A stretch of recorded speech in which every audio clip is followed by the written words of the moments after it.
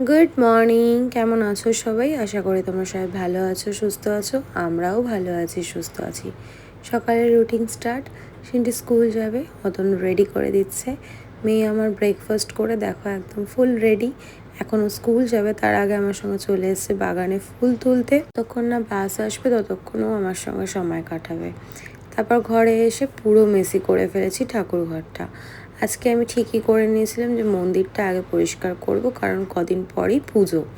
তার আগে সবটা পরিষ্কার করে নেব। ভেতরের দেখো সমস্তটা গুছিয়ে রেখে দিয়েছি ড্রয়ারটা। পুরো ঠাকুর ঘরটায় দেখো কি পরিমাণে ধুলো, নোংরা, এগুলো সব আমাকে পরিষ্কার করতে হবে। গাছ থেকে ফুল নিয়ে এসেছিলাম, সেগুলো ঠাকুরকে সাজিয়ে দিয়েছি। নাহলে পরে যখন পুজো দেব তখন আর এই ফুলগুলো ঠিকঠাক থাকে না, পুরো নেতিয়ে যায়। গোপু সোনাকে সুন্দর করে সাজিয়ে গুছিয়ে দিয়েছি, কেমন লাগছে জানিও। আর আমার অবস্থা একদম নাজেহাল, সকাল থেকে কিচ্ছু খাইনি। প্রায় 11:30 মতো বেজে গেছে, এখন অনেক কাজ বাকি। ঘরটা প্রথমে ঝাড় দিয়ে নিলাম, প্রচুর কাজ বাকি, মানে ইচ্ছে আর করছিল না। মালা দিয়ে আসলে তাও একটু হেল্প হয়ে যেত। দেখো 12:30 বেজে গেছে। এখন আমি খাচ্ছি একটু শিয়াশিটের জল, আর গাছটাকে টেনে আবার ডাইনিংয়েই নিয়ে এসে রাখলাম। ড্রেসিং টেবিলের সামনে রাখলে না ড্রয়ারটা খুললে একটু অসুবিধা হচ্ছিল।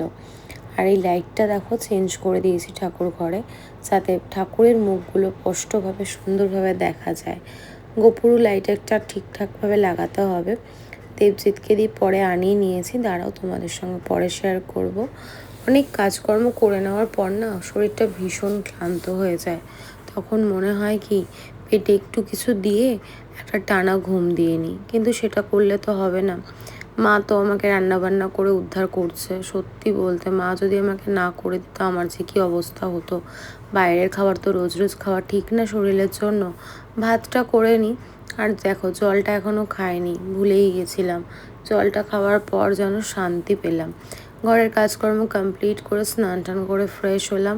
কাচা ধোয়াও কিছু করে নিয়েছি, নিজে আজকে হাতেই কেচেছি ঠাকুরের জিনিস। সিন্টির জামা কাপড় সব বের করে রেডি করে রেখেছি। এখনও মেয়েটা আমার আসেনি।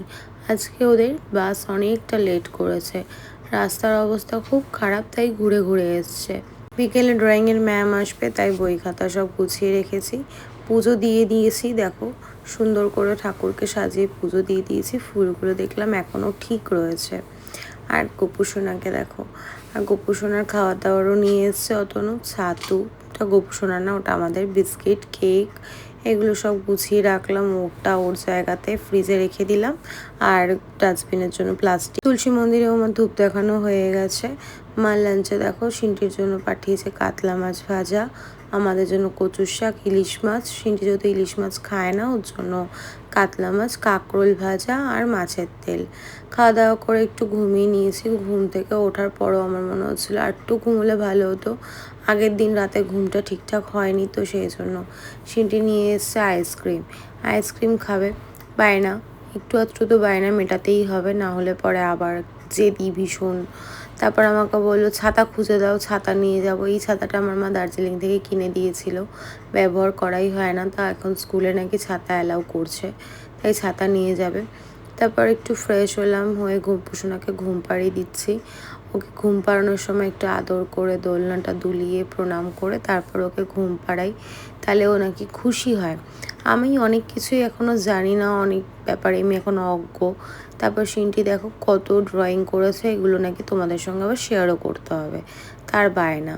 ড্রয়িংগুলো তো মোটামুটি আমার ভালোই লেগেছে, যে একটু ইমপ্রুভ করেছে আগের থেকে।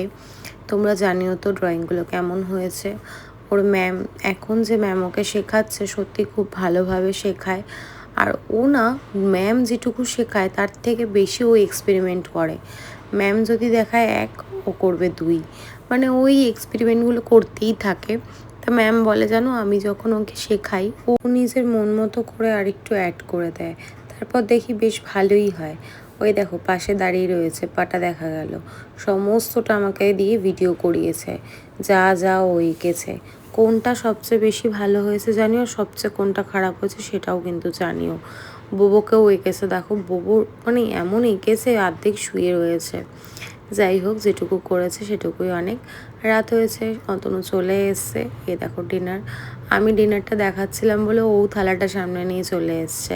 সিন্টি রাতে আর ডিনার করেনি, ও ঘুমিয়ে পড়েছে। ঘুমিয়ে পড়লে আমি আর ওকে তুলে খাওয়াই না, কারণ ঘুমটা হচ্ছে আসল। কাঁচা ঘুম ভেঙে গেলে প্রথমত ঠিকঠাক খাবেও না, আর ঘুমটাও ঠিকঠাক হবে না। আর যেহেতু একটু বেলা করে লাঞ্চ করে, তাই ভাবলাম থাক, ও ঘুমিয়েই পড়ুক। আমি এখন শুয়ে পড়বো। অতনু ঘরটা ঝাড় দিয়ে দিচ্ছে, দেখো অঘোরে ঘুমোচ্ছে। টিভি চলছে, টিভি আর দেখবো না, প্রচণ্ড ঘুম পেয়েছে। কয়েকটা এডিট বাকি আছে, এডিট করবো, ভয়েস ওভার দেবো। আজকের ভিডিওটা কেমন লাগলো অবশ্যই কমেন্ট করে জানিও। ভালো থেকো, সুস্থ থেকো, এভাবেই ভালোবাসা দিও। টাটা।